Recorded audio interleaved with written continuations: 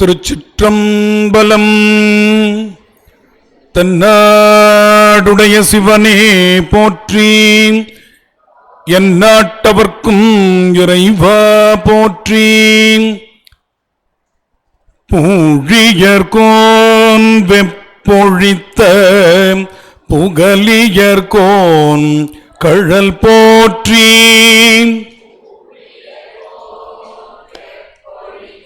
தாளத்தோட பூழியர்கோன் வெப்பொழித்த புகலியர்கோன் கழல் போற்றி.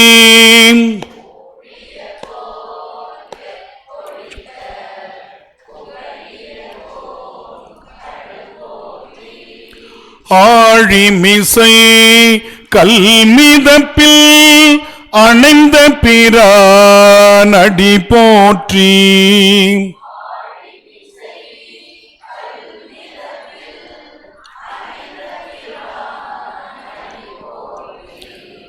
ஆழிமிசை கல்மிதப்பில் அணைந்த பிரான் அடி போற்றி.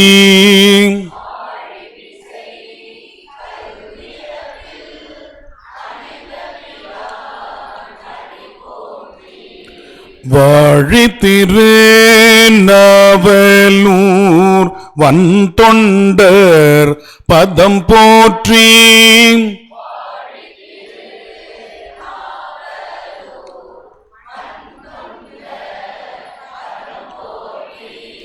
வாழித்திரு நாவலூர் வன்தொண்டர் பதம் போற்றி.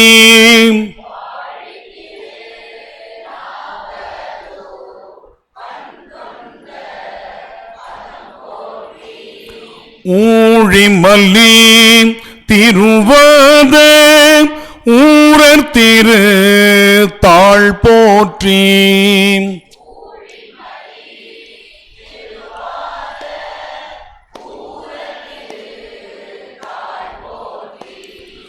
ஊழிமல்லி திருவாத ஊரர் திரு தாழ் போற்றி.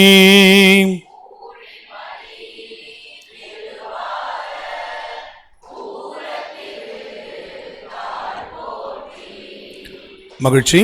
இப்போ நம்ம சென்ற வகுப்பில் நடத்தின பதிகங்களை ஒரு முறை வேகமாக மீள்பார்வை பார்த்துட்டு இந்த வகுப்புக்கான கொல்லி கவ்வானம் என்ற பதிகங்களை நம்ம பார்க்கலாம். ஒரு 5 மாத இடைவெளிக்கு அப்புறம் நாம் எல்லாரும் சந்திக்கிறோம். தொடர்ந்து இயற்கை சீற்றங்கள் அதுபோல் பல்வேறு பணிகள் காரணமாக நாம் வகுப்புகள் நடத்த முடியாத சூழல்.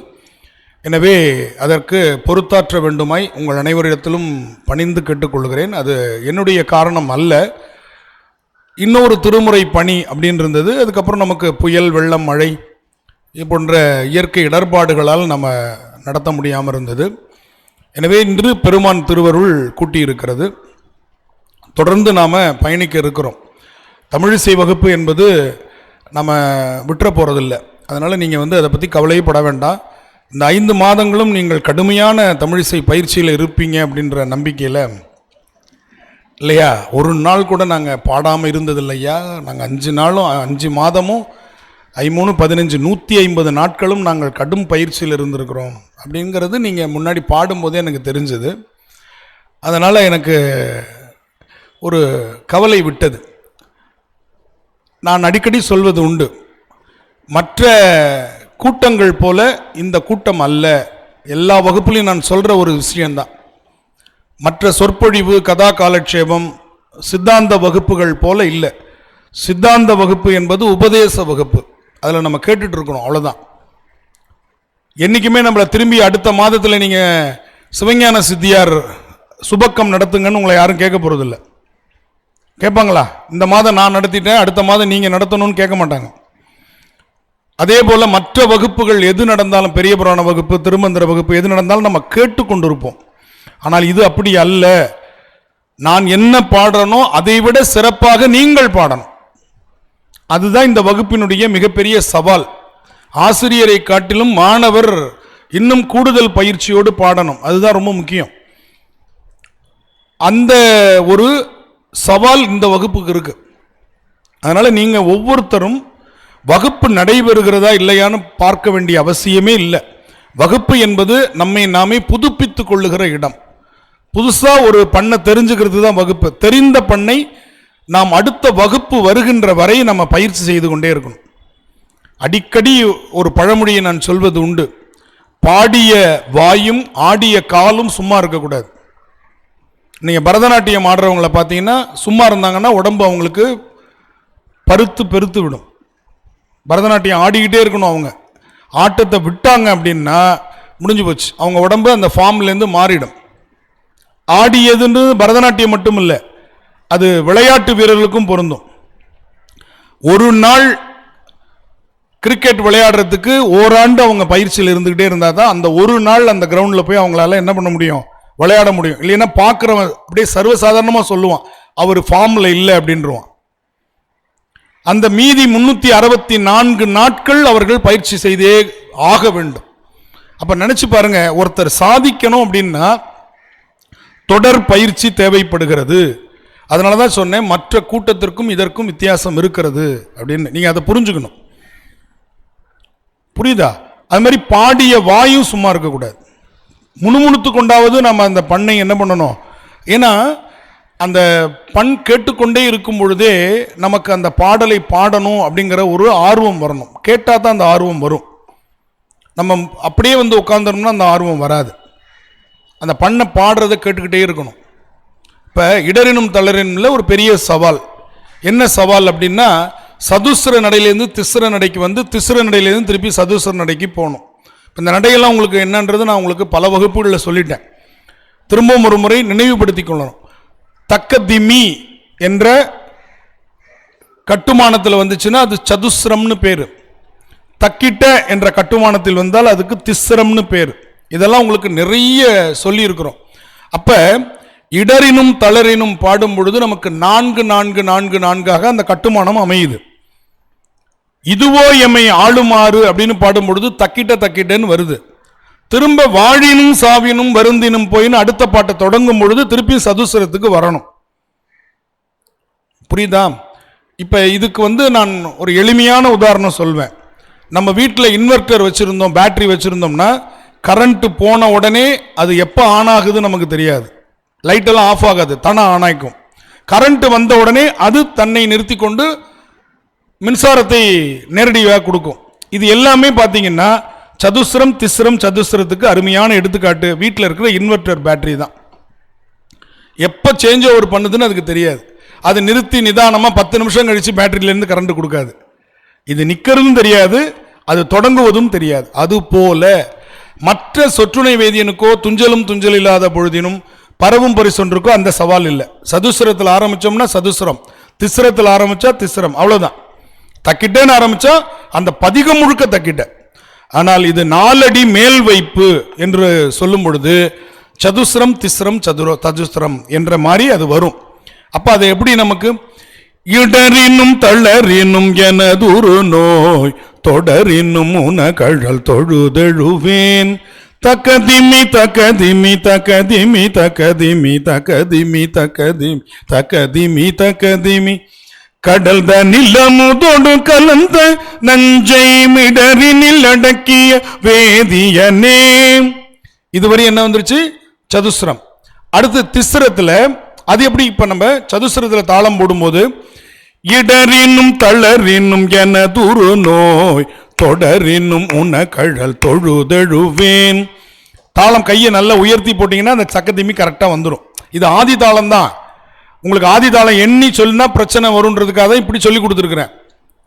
இது ஆதி தாளத்தில் போடும் பொழுது அதே மாதிரி சதுஸ்ர ஆதின்னு பேர் இருக்கு. இப்ப பாருங்க, எண்ணி போடுறது எப்படின்றது சொல்றேன், அது தெரிஞ்சவங்களும் தெரிஞ்சுக்கலாம். இடரினும் தளரினும் எனதுரு நோய் தொடரினும் உன கழல் தொழுதெழுவேன். சரியா இருக்கும். இப்ப அடிப்படையா தெரிஞ்சுக்கிற நாம, தமிழிசை படிக்கிற நாம, கர்நாடக இசையில் உள்ள இந்த எண்ணி போடுறதை விட்டுட்டு தமிழிசையில் இதை எப்படி பாடுவாங்க அப்படின்னா எல்லாமே இப்படிதான். இந்த என்ற முறையே கிடையாது, நமக்கு கிடையாது. எல்லாமே கைத்தட்டி அவர்கள் பாடியது தான். அந்த தொடையில தாளம் போடுறதுங்கிறது நம்ம வசதிக்காக நம்ம போடுறோம். கைத்தட்டினா ஒரேடிய சத்தம் அதிகமாக தொடையில தட்டி பாடுறோம். ஆனால் கையில் இப்படி போடுறது தான் நம்முடைய கைத்தாளம் போட்டதை பார்த்துட்டு தான் சுவாமி என்ன கொடுத்தார்? தாளம் கொடுத்தார், பொற்றாளம் கொடுத்தார். அப்ப கையில் தாளம் போட்டு பாடுவது என்பது மரபு என்பதை நம்ம புரிந்து கொள்ளணும். ஏன்னா நின்றுட்டு பாடும்போது தொடையில தாளம் போட்டு பாட முடியாது. ஓதுவாமூர்த்திகள் அந்த காலத்தில் திருக்கோவில்களில் நின்று கொண்டு கோவில்களில் பாடுவாங்க. இன்னைக்கும் பார்த்துருக்கலாம், சுவாமிக்கு முன்னாடி உட்கார்ந்து பாடுற மரபு இல்லை, நின்று கொண்டு தான் பாடுவார்கள். அப்ப தாளம் எப்படி போட்டு பாடினாங்க? இப்படியோ அல்லது இந்த தாளமோ தான் போட்டு பாட முடியும். அப்ப இடரினும் தளரினும் எனதொரு நோய் தொடரினும் உன கழல் தொழுதெழுவேன் கடல் தனில் அமுதோடு கலந்த நஞ்சை மிடரினில் அடக்கிய வேதியனே. இப்படி வருது. இப்ப இதுவோ எம்மை ஆளுமாறுக்கு, இதுவோ எம்மை ஆளுமாறு ஈவதொன்றமக்கில்லையேல் தக்கிட்ட தக்கிட்ட தக்கிட்ட தக்கிட்ட தக்கிட்ட தக்கிட்ட தக்கிட்ட தாம் திஸ்ரம். அப்ப அதுக்கு தாளம் எப்படி போடுறோம்? வேகமா போடுறோம், கை தட்டுறது மாதிரி. இதுல என்ன பிரச்சனைனா, இது தனியா போடுறது பிரச்சனை இல்லை, அது தனியா போடுறது பிரச்சனை இல்லை. இது முடிஞ்சு அது, அது முடிஞ்சு அதுன்னு வர்றதுதான் பிரச்சனை. அது இப்ப கவனிங்க. கூட சேர்ந்து பாடக்கூடாது, கூட சேர்ந்து தாளம் மட்டும் போடுங்க. இப்ப எல்லாரும் தாளம் மட்டும் போடுங்க, வீட்டில் போய் பயிற்சி பண்ணுங்க. போடலாமா தாளம்? கவனிங்க. இடரினும் தளரினும் எனதொரு நோய் தொடரினும் உன கழல் தொழுதெழுவேன் கடல் தனில் அமுதோடு கலந்த நஞ்சை மிடரினில் அடக்கிய வேதியனே. இதுவோ எம்மை ஆளுமாறு ஈவதொன்றமக்கில்லையேல் அதுவோ உனதின்னருள் ஆவடு துறை அரணே அல்லை புன்னல்ல ஆவடு துறை அமர்ந்த இலை நுனை வேல் படை எம் இறையை என்று உடனே நம்ம என்ன பண்ணணும்? அடுத்த ஸ்லோ பன்முறைக்கு வரணும். கடைசி பாட்டு எதுல வந்து நிக்கணும்? பன்முறையில் எடுக்கிறதுக்கும் தெரியணும். இதுதான் நமக்கு பயிற்சி, நிறைய பயிற்சி எடுக்கணும். இப்ப வாழினும் சாவினும் எடுக்கணும், ரெண்டாவது பாட்டு எடுக்கணும்னா என்ன பண்ணணும்? அது எப்படி எடுக்கணும் பாருங்க.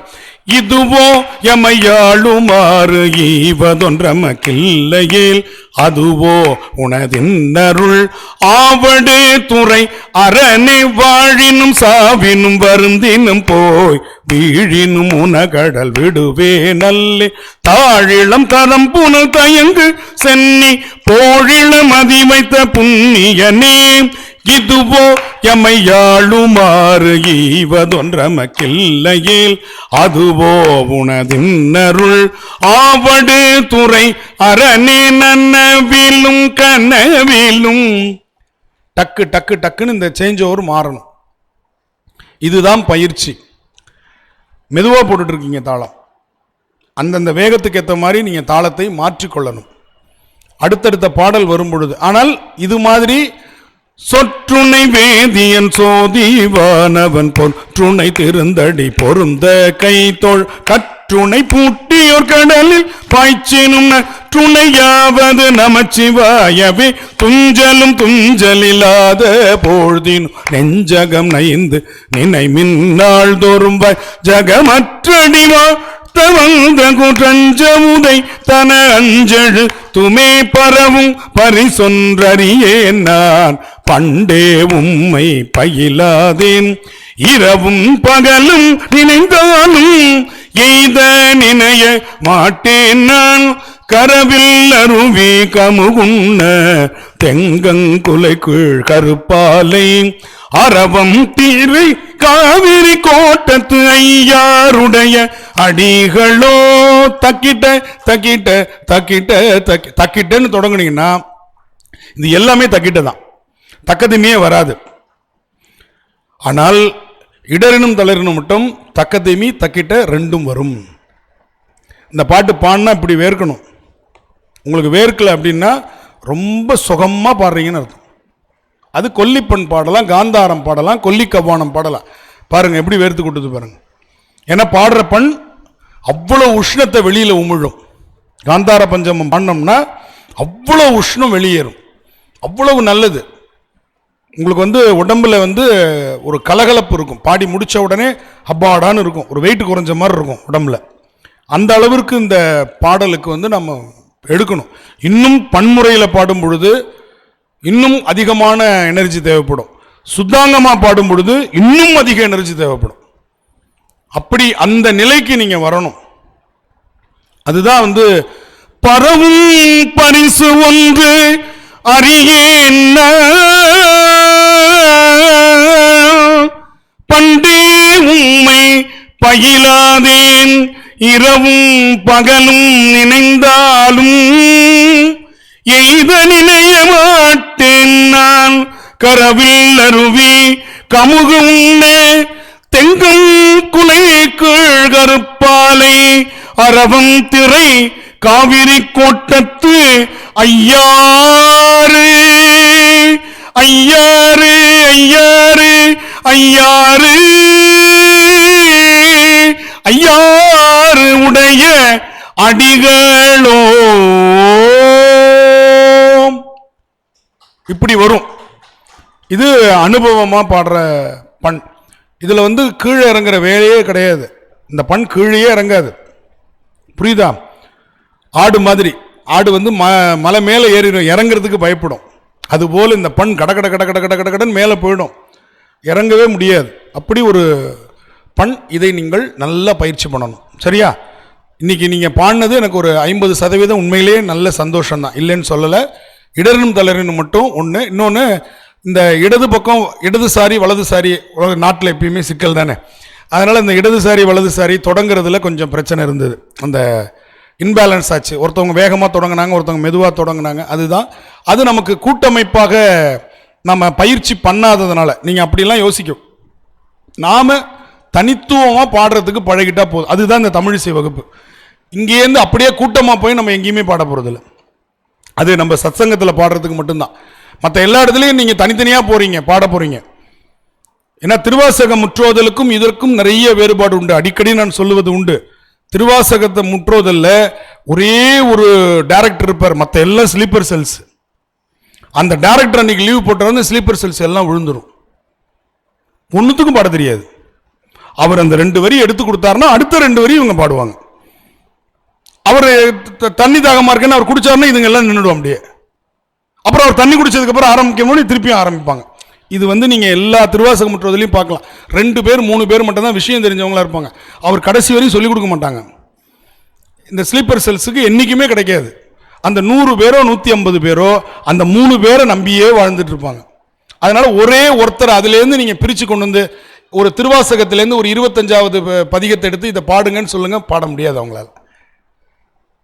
ஏன்? அது அந்த அப்படியே அவங்கள பழக்கிறாங்க, அப்படியே அவங்க பழகி கொள்ளுகிறார்கள். தனியாக பாடணுன்ற எண்ணமே அவங்களுக்கு வர்றதில்லை, பாவம். திருமுறை நம்ம தேவாரம் அப்படி இல்லை. தனித்தனியாக நீங்கள் இடர்ந்தலன் பாடணும், தனித்தனியாக சொற்றுணை வேதியன் பாடணும், ஒவ்வொன்றும் நீங்கள் தனியாக பாடணும். இதுதான் இந்த தமிழிசை வகுப்பு. திருவாசகம் முற்றுவதில் நான் குறை சொல்லலை, நீங்கள் புரிஞ்சுக்கணும். நீங்கள் அதில் தனியாக பாடுற தனித்துவத்தை உருவாக்கி கொள்ளணும்னு நான் சொல்கிறேன். இன்னொரு முக்கியமான ஒரு விஷயம், வகுப்புகளுக்கு புத்தகத்தையும் அந்த வகுப்பிலுடைய பாடத்திட்டத்தையும் எடுத்துட்டு வரணும். கச்சேரிகளுக்கு புத்தகத்தை எடுத்துட்டு போகாதீங்க. ஏன்? அந்த ஓதுவார் எப்படி பாடுறாருன்னு அதை ரசிங்க. அங்கே போய் உட்காந்துக்கிட்டு இவங்க கர்ண கொடூரமாக பாடி பக்கத்தில் இருக்கிறவனையும் கேட்க விடாமல் பண்ணிடுவாங்க. அந்த ஓதுவார் வந்து இப்போ பாடுறாருங்க சொற்றுணை வேதினு, இதுங்க தொற்றுணை வேதினு பராருன்னு அந்த புக்கை போட்டு பராண்டி சொற்றுணை வேதினு எடுத்துரும். அதுக்குள்ளே ஒரு கட்டுணை போட்டியவர் வந்துடுவார். இது அப்போ தான் சொற்றுணை வேதினு ஆரம்பிக்கும். இது புக்கு தேடுற நேரத்தில் அவர் கட்டுணை பூட்டியோர் கடலில் பாய்ச்சின்னு வந்துடுவார். இது அப்போதான் அந்த சொற்றுணை வேதினு ஆரம்பிக்கும். பக்கத்தில் கேட்குறவங்களுக்கு எப்படி இருக்குன்னு நினச்சி பாருங்க. கச்சேரியில் நம்ம சர்க்குருநாத தேசிகர் இருப்பார், நம்ம மிகப்பெரிய திருத்தணி ஐயாலாம் பாடுவாங்க. அவங்க பாடும்பொழுது அவங்கள ரசிங்க. அவங்க எப்படி அந்த பண்ணை லாவகமாக கையாளுறாங்க, அந்த இதை ரசிக்கிற தன்மையே இருக்க மாட்டேங்குது. புக்கு அப்போதான் வகுப்புக்கு புக்கை மறந்துட்டு வந்துட்டு ஐயா புக்கு இருக்கான்னு கேட்குறாங்க. ஆனால் இங்கே வந்து பார்த்தீங்கன்னா கர்மசிரத்தியாக புக்கு எடுத்துகிட்டு போய் வச்சுக்க வேண்டியதாங்க. நேராக அவங்க முன்னாடி உட்காந்துக்கிட்டு அவங்களுக்கு முன்னாடி டஃப் கொடுக்க வேண்டியது அவருக்கு. சில பேர் சத்தம் போட்டு பாடி பாடுறவருக்கு பண்ண மாற்றி விட்டுருவாங்க.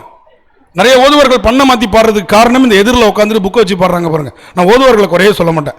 இவங்க பண்ண மாற்றி விடுறது யாருன்னா எதிரில் உட்காந்துக்கிட்டு பாடுறாங்க பார்த்தீங்களா. அவர் ஒரு பாரி போயிட்டு இருப்பார், திடீர்னு பிடியதன் உருவமையை அவருக்கு நட்டப்பாடை பண்ணல மாற்றி விட்ருங்க. நம்ம ஆளுங்க தான் அது பண்ணுறது. அவர் பாவம் வியாழ குறிஞ்சியில் பாடணுன்னு தான் நினச்சிட்டு வராரு. ஆனால் நம்ம ஆளுங்க என்ன பண்ணிடுவாங்க, நட்டப்பாடையில் எடுத்து பாடி பண்ணை மாற்றி விட்டுறாங்க. இந்த மாதிரி தயவு செய்து பண்ணாதீங்க. எந்த ஓதுவார் எப்படி பண்ணை பாடுகிறாருன்னு ரசிக்கிற இடம் கச்சேரி. யாருடைய கச்சேரியிலும் புத்தகத்தை எடுத்துட்டு போய் நீங்க ரெஃபர் பண்ணாதீங்க. வகுப்புல புத்தகம் இல்லாமல் போகாதீங்க. திரும்ப திரும்ப சொல்றேன், கச்சேரி அனுபவிக்கணும். அவர் அப்படி உருக்கி கொண்டு போகும் பொழுது பெருமானோடு நீங்க கலந்து அதை அனுபவிக்கணும். படிச்சுட்டு இருந்தா அனுபவிக்க முடியாது, கேட்டாதான் அனுபவிக்க முடியும். கச்சேரி கேட்கிற இடம், வகுப்பு பயிற்சி செய்கிற இடம், மறந்துடக்கூடாது. சரியா? இன்னிலேருந்து நம்ம மாணவர்களாச்சும் அதை கடைபிடிங்க. நிறைய இடத்துல நான் பார்த்துருக்கிறேன், புத்தகத்தை எடுத்துகிட்டு போய் உட்காந்துக்கிட்டு இவங்களும் கூட சேர்ந்து பாடிட்டு இருப்பாங்க. டக்குன்னு ஓதுவார் நிறுத்தினோடனே அவங்கள பாட சொல்லுங்களேன், நிறுத்திடுவாங்க. அவங்களும் தனியாக பாட வராது. நம்ம குழுவாக பாடுவது என்பது பாராயண முறை மட்டும்தான். அவர் எவ்வளவு உழைப்பு, எவ்வளவு திறன், அந்த திறனோட நம்ம போட்டி போட முடியுமா? நம்ம பாடுறோமே கொஞ்சம் கூட கருணையே இல்லாம. நம்ம எத்தனை வருஷம் நாம தேவாரம் படிக்கிறோம், அவர் எத்தனை வருஷமா எத்தனை பாரம்பரியமா அவர் படிச்சுட்டு வந்திருப்பாரு. அவரு கூட நம்ம போய் டஃப் கொடுத்து போட்டி போட்டுட்டு உட்காந்துருக்கிறோமே இல்லையா? அதெல்லாம் ரொம்ப நமக்கு கஷ்டம். அதுதான் நான் சொல்வது, அடிக்கடி நான் சொல்வது, அனுபவிக்கணும், தேவாரத்தை அனுபவிக்கணும். பயிற்சி வீட்லேயும் வகுப்பிலும் பயிற்சி பண்ணணும். பண்ணிட்டு வாங்க. நீங்கள் எல்லா ஓதுவார்களும் சேர்ந்து பாட முடியாது தெரியுமா? சில பேர் மட்டும்தான் சேர்ந்து பாடுவாங்க, ஏன்னா ஒத்து வராது. ஓதுவார்களுக்குள்ளேயே இன்னொருத்தர் பாடும் பொழுது இன்னொருத்தரால் ஒத்து பாட முடியாது. நாம் எப்படி அவங்க கூட சேர்ந்து பாட முடியும்? யாராச்சும் நினச்சி பார்க்குறோமா? அப்போ நம்ம அதுலேயும் முழுமை இல்லாமல் இதுலேயும் முழுமை இல்லாமல் இருக்கிறோம். அது நீ இருக்கக்கூடாது. வகுப்பில் உங்களுடைய திறமைகளை நீங்கள் காட்டுங்கள். சரி, இப்போ நம்ம காந்தார பஞ்சமத்திலிருந்து கொல்லி என்கின்ற பண்ணுக்கு பயணிக்கிறோம். கொல்லிப்பண் என்பது நவரோஸ் என்கின்ற கர்நாடக இசை அடிப்படையில் அமைந்த ராகம். இந்த நவரோஸ் ராகம் மத்தியம ஸ்ருதி ராகம் என்று சொல்வார்கள். இதை நான் சென்ற வகுப்பில் சொல்லியிருந்தா கூட நினைவூட்டலாக இப்போ திரும்பி சொல்கிறேன். அதாவது மத்தியம ஸ்ருதி ராகம் என்று சொன்னால் மகரம் என்று சொல்லக்கூடிய மா மத்தியமம், அந்த மத்தியமத்திலிருந்து தொடங்குகிற ராகம் என்று பொருள். மத்தியமம்னா என்ன? ச ரி க அப்படின்ற ஸ்வரங்களில் மா வருது பார்த்தீங்களா? அங்கிருந்து தொடங்கி அங்கு நிற்கக்கூடிய அந்த மத்தியமம் பேசக்கூடிய ராகங்கள் சரி க மாம்,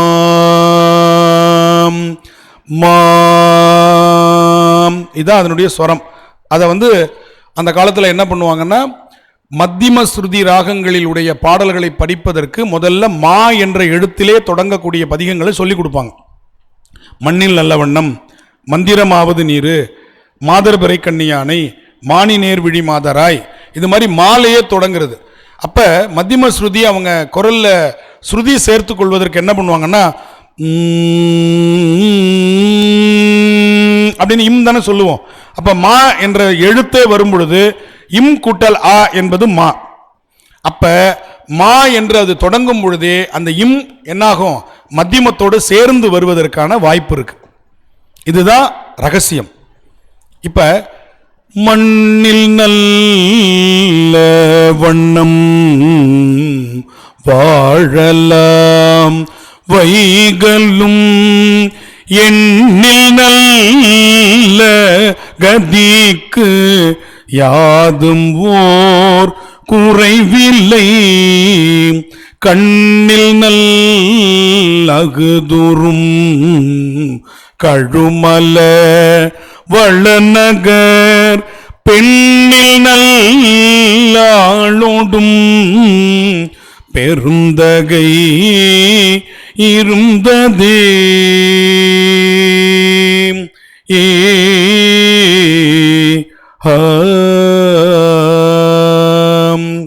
இது ஒரு முறை. இதே 2 முறைகளில் பாடுகிற வழக்கம் உண்டு. இது மிக பழமையான பன்முறை. தக்கிட்ட தக்க திம்மி தக்கிட்ட தக்க திம்மி தக்கிட்ட தக்க திம்மி தக்கிட்டத்தாம். இது மிஸ்ரம் என்கின்ற நடை அமைந்தது. மிஸ்ரம், மிஸ்ரம்னா 7. மிஸ்ரம்னா என்னது? 7 7 தக்கிட்ட தக்கதிமி. அப்ப தக்கிட்ட 3, தக்கதிமி 4, 3 4 7 7 அமைத்து பாடுவது மிஸ்ர நடை என்று பெயர். அப்படி பாடுறதுனால பாருங்க, தக்கிட்ட தக்க திம்மி தக்கிட்ட தக்க திம்மி தக்கிட்ட தக்க திம்மி தக்கிட்ட. இதுக்கு இந்த கையில் இந்த தாளம் நின்னா தான் இது பாட முடியும், இல்லைன்னா கண்ணா பின்னான்னு இழுத்துட்டு போயிடும். அதை சதுஸ்திரத்தில் மாற்றி பாடுற ஒரு வழி உண்டு. என்ன பண்ணலாம்? சதுஸ்திரத்தில் மாற்றி பாடலாம். நீங்கள் ரெண்டுமே கற்றுக்கலாம். ஏதாவது மண்ணில் நல்ல வண்ணம் சதுஸ்திரத்திலையும் மானினேர் விழி மாதாராய், இதுக்கு அடுத்த கட்டளை இருக்கு இல்லையா, அதை மிஸ்ரத்திலையும் நம்ம கற்றுக்கலாம். மண்ணில் நல்ல வண்ணம் வாழலாம் வைகளும் எண்ணில் நல்ல கதிக்கு யாது மோர் கூரைவில்லை. கண்ணில் நல்லகு தூரும் கழுமல வளநகர் பெண்ணில் நல்லாளோடும் பேருந்தகை இருந்ததே. மண்ணில் நல்ல வண்ணம் வாழலாம் வைகளும்.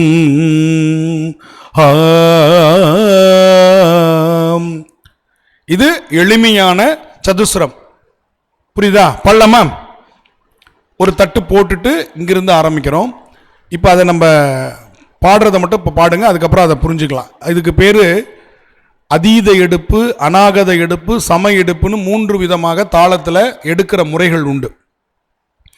அதீதம் என்றால் முன்னாடியே வருவது, அநாகதம்னா பின்னாடி எடுப்பது, சமம் என்றால் தாளமும் பாட்டும் ஒன்றா எடுக்கிறதுக்கு பேர் சமம்னு பேர். இதை நான் சொல்லியிருக்கிறேன் ஏற்கனவே வகுப்பில், திரும்ப நினைவூட்டல் பண்ணுறோம். மண்ணில் நல்ல வண்ணம் வாழலாம் வைகளும் எண்ணில் நல்ல கதிக்கு யாது மோர் கூரைவில்லை. இப்ப முதல் வரி முழுக்க மண்ணில் நல்ல வண்ணம் வாழலாம் வைகளும்.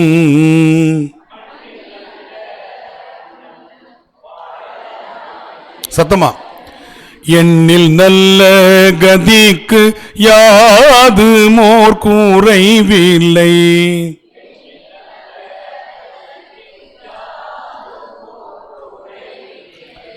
திரும்ப இப்ப 2 வரியை நீங்களே பாடுங்க. மண்ணில் நல்ல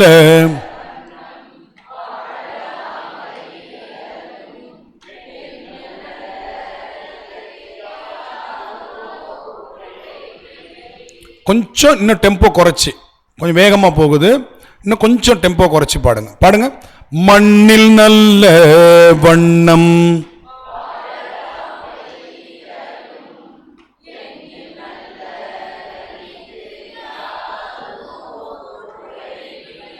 பிரமாதம். முதல் 2 வரியுமே கீழே, புரிஞ்சுக்கிட்டீங்களா? அடுத்த 2 வரியும் மேல. கண்ணில் நல்லகு தூரும் கழுமல வளநகர்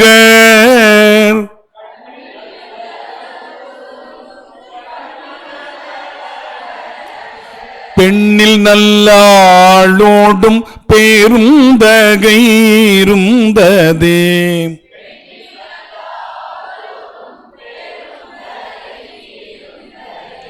இப்ப 2 தடவை நான் சொல்லிடுறேன், இந்த 2 வரியும் நீங்க பாடுங்க. 2 வரி பாடுற வரையும் கவனிங்க.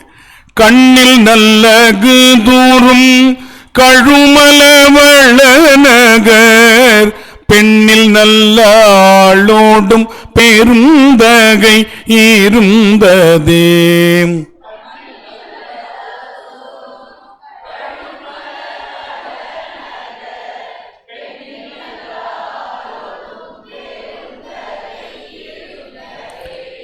பிரமாதம். இப்ப 4 வரி நான் பாடுற வரையும். மண்ணில் நல்ல வண்ணம் வாழலாம் வைகளும் எண்ணில் நல்ல கதிக்கு யாது மோர் கூரைவில்லை. கண்ணில் நல்லகு தூரும் கழுமல வள நகர் பெண்ணில் நல்லாளோடும் பெருந்தகை இருந்ததே.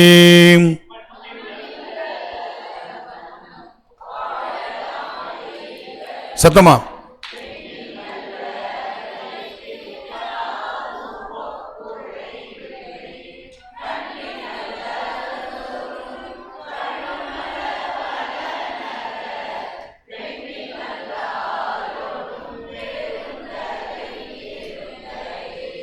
புரிஞ்சிருச்சா? இது எளிமையா இருக்கா? என்ன பிரச்சனை? ஏன் பழைய முறையை விட்டுட்டு நான் இந்த முறைக்கு வந்தேன் அப்படின்னா, பழைய முறையில் அந்த நல் இல்லையா, அந்த நல்ல நிறுத்தி அதில் ஒரு ஸ்ட்ரெஸ் கொடுத்துட்டு லா எடுக்கணும். இவங்க என்ன பண்ணிடுவாங்க, கேப் கொடுத்துட்றாங்க. மண்ணில் நல் லவண்ணம்னு பாடுறாங்க. அது ஒரு பிரச்சனை இருக்கு. அந்த ஸ்ட்ரெஸ்ஸுக்கு வந்து ஷாக் அப்சர் மாதிரி அது. அதில் ஒரு அழுத்தம் கொடுத்து மேலே எழும்பும் போது லா சொல்லிடணும். அந்த டைமிங்கை நம்ம வந்து விட்டுருவோம். விட்டுட்டு என்ன ஆகிடும், மண்ணில் நல் லவண்ணம்னு பாடிடுறாங்க. அது மாதிரி எண்ணில் நல் லகதிக்குன்னு பாடுறாங்க. கண்ணில் நல் லகுதுரும்னு பாடுறாங்க. பெண்ணில் நல் லாலோடும்னு பாடுறாங்க. இது வந்து இதில் பாருங்களேன், மண்ணில் நல் லவண்ணம் இப்படி பாடுறாங்க. அப்படி பாடக்கூடாது. ஆனால் அப்படித்தான் 100க்கு 100 பேரும் பாடுறாங்க லாவண்ணம்னு. அப்படி இல்லை. அந்த இடத்துல எப்படி பாடணும், எப்படி எடுக்கணும்னா, மண்ணில் நல்ல வண்ணம் வாழலாம், அந்த வண்ணம் தான் பிரிக்கணும். மண்ணில் நல்ல வண்ணம் வாழலாம் வைகளும் எண்ணில் நல்ல கதிக்கு யாதும் ஓர் குறைவில்லை கண்ணில் நல் அகுதுரும் கழுமல வளநகர் பெண்ணில் நல்லாளோடும் பெருந்தகை இருந்ததே. இப்படி பாடணும். அப்ப அதுக்கு பயிற்சி கொஞ்சம் கூடுதலா தேவை. அதுக்கு நம்ம என்ன பண்ணிடலாம், மண்ணில் நல்ல வண்ணம் வாழலாம் வைகளும். ஒன்றும் இல்லை, ரெண்டும் ஒன்னே தான், ஒரே பண் தான். இது நிறுத்தி மிஸ்ரத்தில் பாடுறோம், இது சதுஸ்ரத்தில் பாடிக்கிட்டு கடகடன்னு போயிடலாம். இன்னைக்கு அதாவது பழமை புதுமை, பழமைக்கு பழமையா அந்த பண்ணின்னு தெரிஞ்சுக்கணும். அதுக்கு தான் அடுத்தது மானி நேர் விழி மாதாராயின்னு ஒரு பாட்டு இருக்கு. அந்த பாட்டு வந்து இந்த பண்ணில் இந்த நடையில் இப்ப நம்ம கத்துக்க போறோம். மானின் நேர் விழி மாதராய் வழுது மா பெரும் தேவிகள் இருக்கா? பாட்டு எடுத்துக்கிட்டீங்களா? நான் சொல்ல சொல்லுங்க. மானின் நேர் விழி மாதராய் வழுதிக்கு மா பெரும் தேவிகள்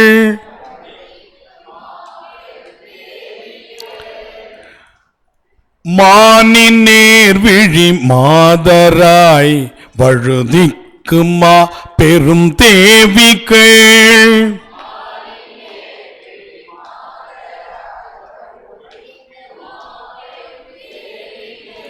புரியுதா? இப்ப பாடுங்க ஃபுல்லா.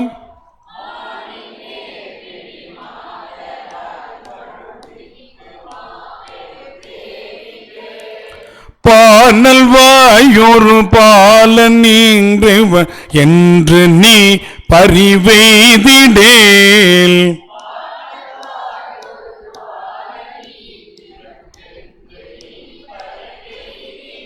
திரும்ப பானல் வாயோரு பாடுங்க.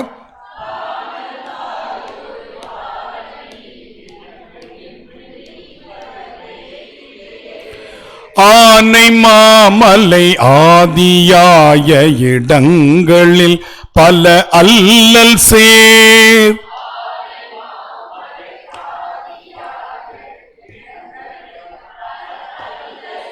திரும்ப ஆனை மாமலை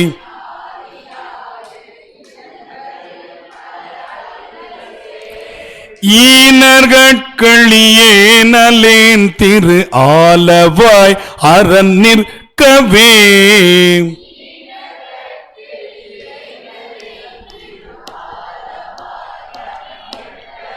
திரும்ப ஈனர்கள்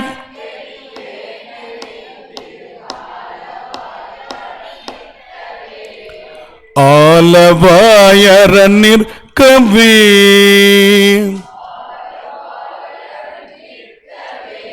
இப்ப இந்த பாட்டை முதல்ல இருந்து பாடலாமா? பாடிடலாமா? ஒவ்வொரு வரியும் 2 தடவை பாடுங்க. மானின் நேர் விழி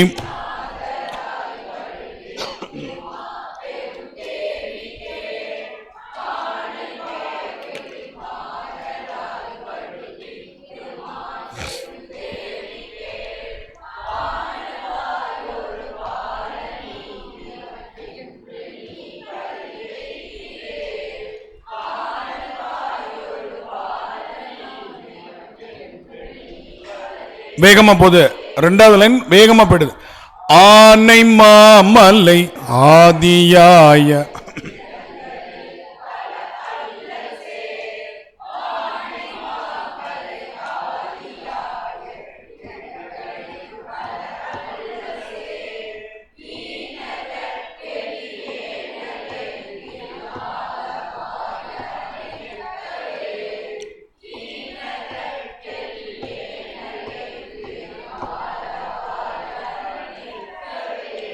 இப்ப இந்த 2 உங்களுக்கு கிளியர் ஆயிடுச்சா? மண்ணில் நல்ல வண்ணம் சதுசர நடையில மண்ணில் நல்ல வண்ணம் வாழலாம் வைகளும் எண்ணில் நல்ல கதிக்கு யாது மோர் கூரைவில்லை கண்ணில் நல்ல துரும் கழுமல வள நகர் பெண்ணில் நல்லாளோடும் பேருந்தகை இருந்ததே. இதுல பாருங்க, கழு மல வள 3 வரும். ழகரம் லகரம் லகரம், ஒரு எழுத்து விட்டு ஒரு எழுத்து விட்டு ஒரு எழுத்து. கழு மல வள கரெக்டா உச்சரிக்கணும். கழுமல வள நகர். மாத்தி உச்சரிச்சீங்கன்னா கழுமல அப்படின்னா முடிஞ்சு போச்சு. புரிஞ்சிருச்சா? ரொம்ப அடிக்கடி நான் சொல்லுவேன், நாம பாடுறதுனால சாமி நாம இருக்கிற இடத்துக்கு வரணும். நாம பாடுறதுனால சாமி அவர் இருக்கிற இடத்த விட்டு போயிடக்கூடாது. புரியுதா என்ன சொல்றேன்னு? புரியுதா? நம்ம இங்க உட்காந்து பாடுறோம் அப்படின்னா திருக்கழுமலத்தில் இருக்கிற சுவாமி தோணியப்பர் இங்க வந்து நல்லா பாடுறாங்களேன்னு கேட்கணும். நாம போய் சீர்காழியில போய் இந்த பாட்டை பின்னி பெடல் எடுத்துட்டு அவர் சீர்காழியை விட்டுட்டு போயிட்டு இவங்க போனதுக்கு அப்புறம் சொல்லுங்க வரேன் அப்படின்ட்டு போயிடக்கூடாது இல்லையா? பாட்டு நீங்க பாடுறதுல இனிமை மட்டும் இல்லை, சொல் முக்கியம்னு நான் சொல்றேன். அதுக்காக சொல்றேன், நீ எப்படி பாடினாலும் எந்த குரலோடு பாடினாலும் சாமி ஏற்றுப்பான். தப்பா பாடினா சாமி ஏற்றுக்க மாட்டான். திரும்ப திரும்ப நான் சொல்றேன், உங்களுடைய குரல் எப்படி ஒன்றா இருக்கலாம், நீங்க பாடுற முறை எப்படி ஒன்றா இருக்கலாம்.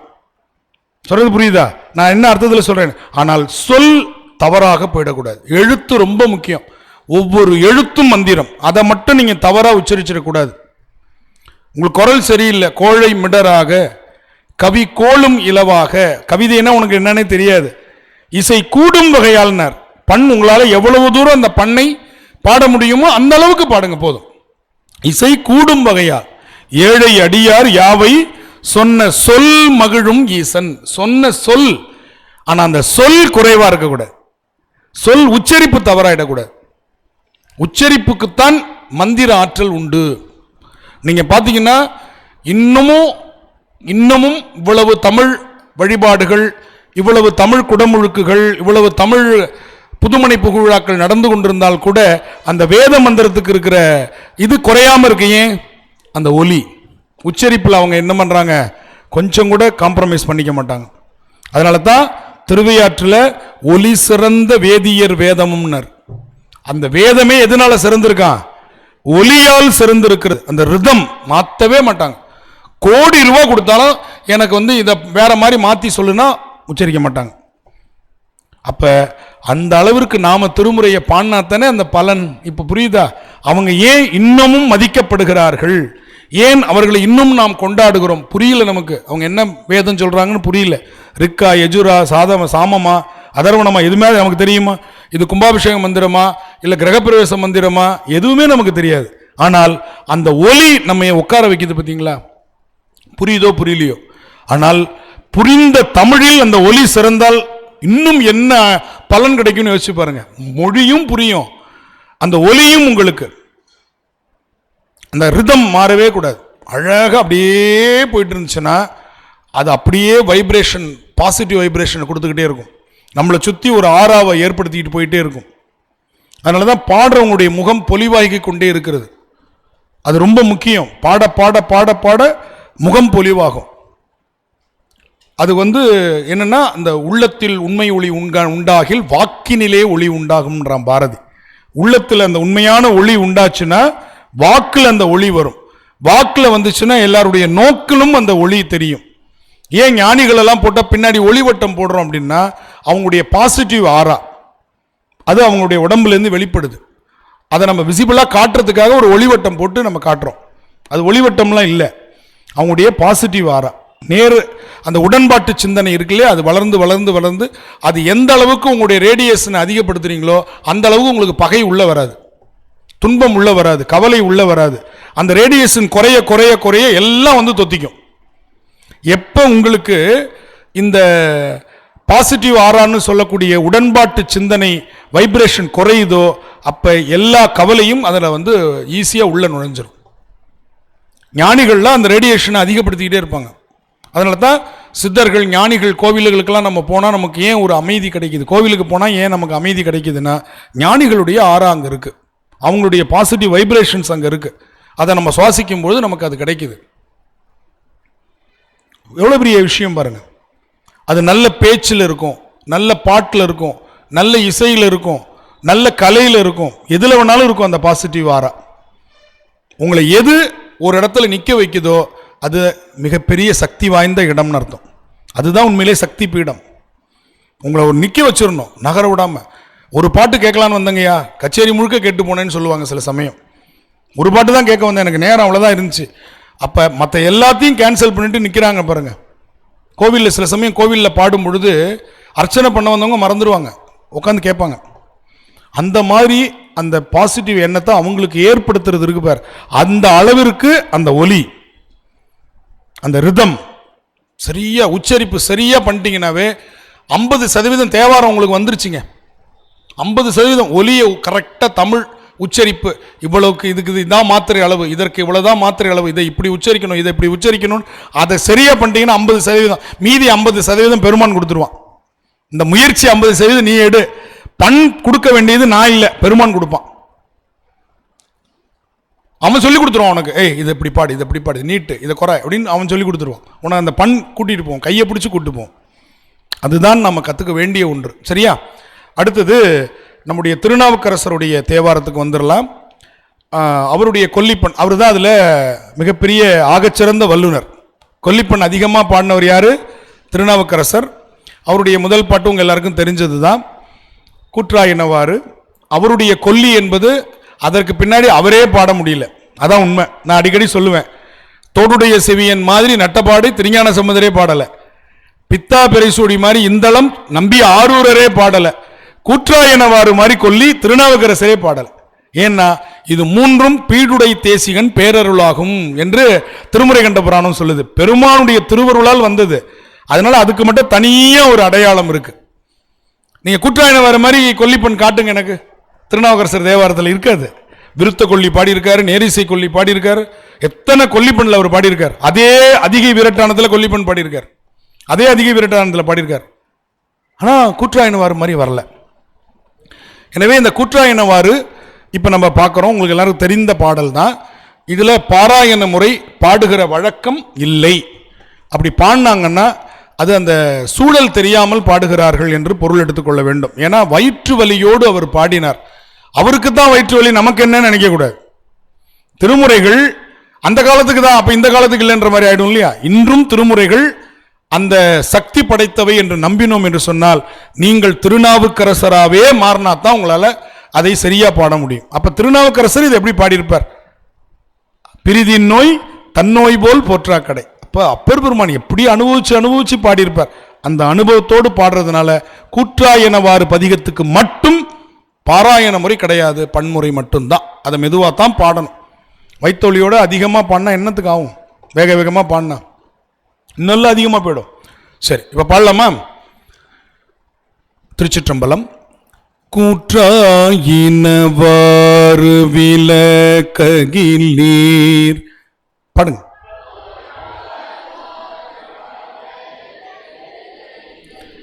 கொடுமை பல செய்தன நானறியேன்,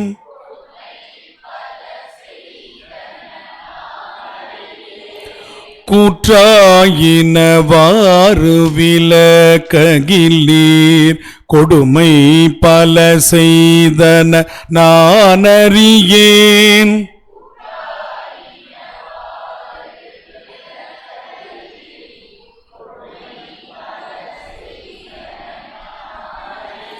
இதுக்கு தாளம் ஒரு எளிமையான தாளம் சொல்லிக் கொடுக்குவா. 1 2 3 ஒரு இடைவெளி. இடைவெளினா டீ காபி சாப்பிட்றதுக்கு நேரம் இல்லை, அந்த இடைவெளி இல்லை, சரியா?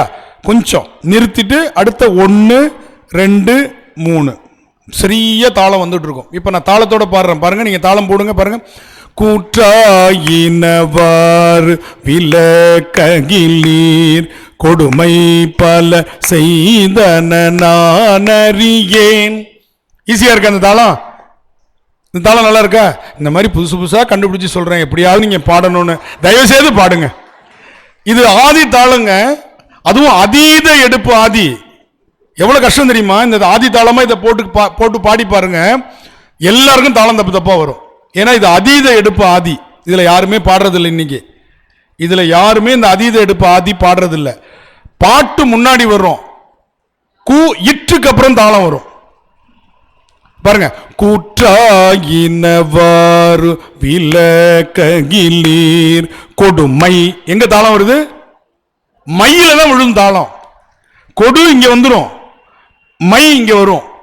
அதீத எடுப்புன்னு பேர். தாளம் பின்னாடி வருது, பாட்டு முன்னாடி வந்துடும்.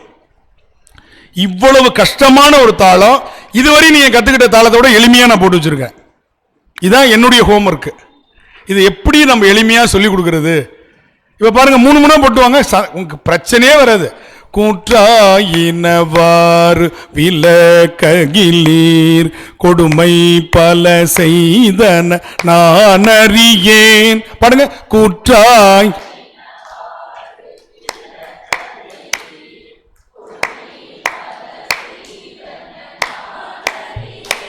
இப்ப நீங்க அதீத எடுப்பு நான் சொல்லாமலே பண்றீங்க. ஏன் அப்படின்னா, எப்பயுமே நம்ம 6 மணி வகுப்புனா 6:05 வந்து பழக்கமா, அதனால இயல்பாவே நமக்கு கை அதுக்கப்புறம் தான் தட்ட தொடங்கும். பாட்டு முன்னாடி பாடிடுறீங்க, கை அதுக்கப்புறம் தான். அதனால இந்த பாட்டு மட்டும் நம்ம என் தலைகீழ தப்பா பாட மாட்டோம். என்ன ஒரு பெரிய ஒரு அதிசய கண்டுபிடிப்பு இல்லையா?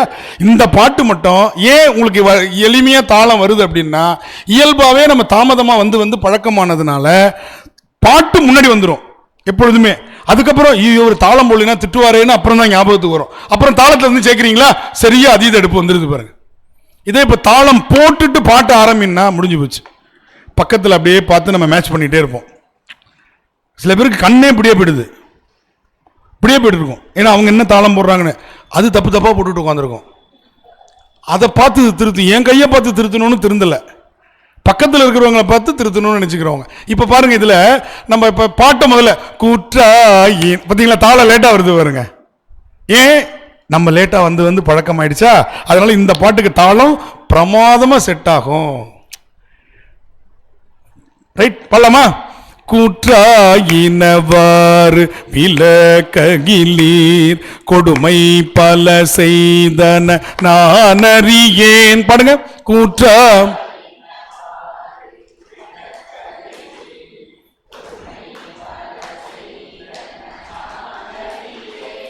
ஏற்றாயடிக்கே இரவும் பகலும் பிரியாது வணங்குவன் எப்பொழுதும். ஏற்றாய்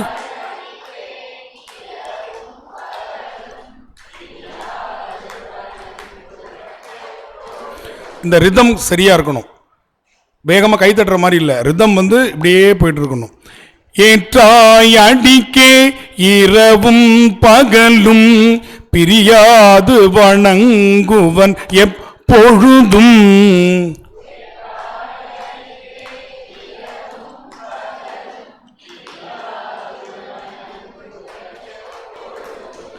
தோற்றாதன் வயிற்று ஈற்றின் அகம்படியே குடரோடு துடங்கி முடங்கியிட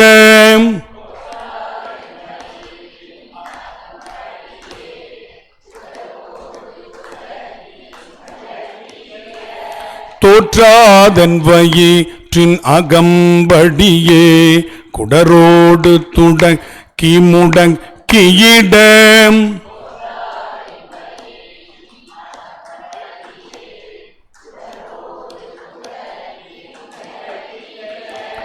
ஆற்றேன் அடியேன் அதிகை கடில விரட்டான துறை அம்மானே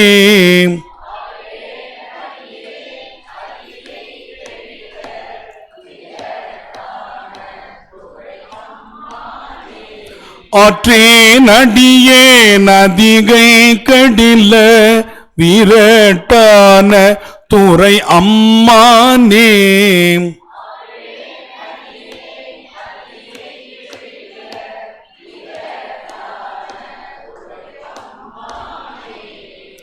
எளிமையா இருக்குல்ல. சரி, இத உருக்கமாக இப்ப நான் பாடினது எந்த விதமான அலங்காரங்களும் இல்லாமல் பாடினேன். அலங்காரம் பண்ணி பாடுறது இதுல வழக்கம் இல்லை. ஆனால் உருக்கமா, இன்னும் உருக்கமா உணர்ந்து பாடுறதுன்னு ஒரு முறை இருக்கு. அதுல இந்த பாட்டு எப்படி இருக்குன்னு நீங்க கேட்டு பாருங்க. சரியா? அதுக்கு நீங்க முயற்சி பண்ணணும். இப்போ உங்களுக்கு பாட்டு தாளம் வந்துருச்சு. ஆனால் இதை உருக்கமா எப்படி, அதுல எவ்வளவு அசைவுகள் இருக்கு, அந்த வலி எப்படி மேலே ஏறுமோ அப்ப பாட்டு கீழே இறங்கும். வலி குறையும் போது பாட்டு மேலே போகும். சரியா? இது மாதிரி அமைப்புகள்லாம் அதுல இருக்கு. அது மாதிரி எடுத்து பாடலாம். அதுக்கப்புறம் வலி தாங்காம கத்துறது, அலறது, அதான் ஆற்றேன். ஒரு கட்டத்துக்கு மேல வலியும் உயர்ந்து போகும், பாட்டும் உயரும். அந்த இடம் ஆற்றேன்னா முடியல, தாங்க முடியல சாமின்னு கத்துறோம்ல. கத்துறதுனால தலைவலி வரும். ஆனா தலைவலி திரு பேர் கத்துவான். கத்துறதுனால தலைவலி வருது. தலைவலி கத்துவான் பார்த்தீங்களா, சண்டை போடுவான். அது என்ன காரணம்னா அந்த வலி வேதனை அப்படி வரும். அது மாதிரி வயிற்று வலி. வயிற்று வலி மிக கொடுமையான ஒரு விஷயம். அதுவும் சூளை நோய், அது மிக கொடுமையான விஷயம். அதுல எப்படி இதை பாடினார், இதை ரசிச்சு கேளுங்க, அமைதியா கேளுங்க, எந்த சத்தமும் வரக்கூடாது. இதை எப்படி மெதுவா பொறுமையா பாடுறது, இன்னும் பொறுமையா. கூற்றாயினவாறு விலக்ககிலீர் கொடுமை பல செய்தன நானறியேன். கூற்றாயினவாறு விலக்ககிலீர் கொடுமை பல செய்தன நானறியேன். ஏற்றாயடிக்கே இரவும் பகலும் பிரியாது வணங்குவன் எப்பொழுதும். ஏற்றாயடிக்கே இரவும் பகலும் பிரியாது வணங்குவன் எப்பொழுதும்.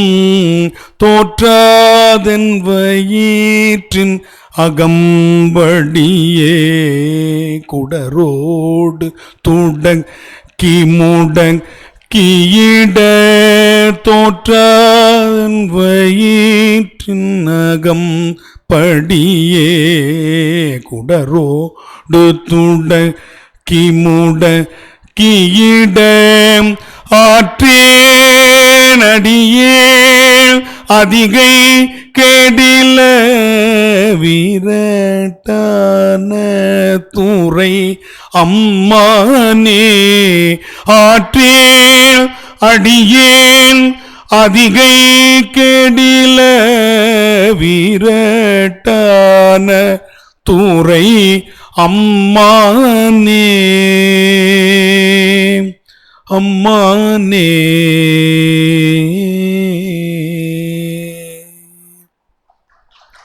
இது மாதிரி இன்னும் பொறுமையா, இன்னும் பொறுமையா. ஆனா அந்த பொறுமை எப்போ வரும் அப்படின்னா சொல்லுவாங்க இல்லையா, இன்னும் கொஞ்சம் வயசாயிடுச்சுன்னா அவர் பக்குவப்பட்டாருன்னா இன்னும் கொஞ்சம் இப்படி இருக்கும் அப்படின்னு. இப்போ எங்கள் ஐயாவுடைய 60 வயதில் அவர் தொடங்கினார். தருமபுரம் ஐயா 60 வயதில் தான் அவர் தொடங்கினார். எது, கேசட்டு பாடுறதுக்கு.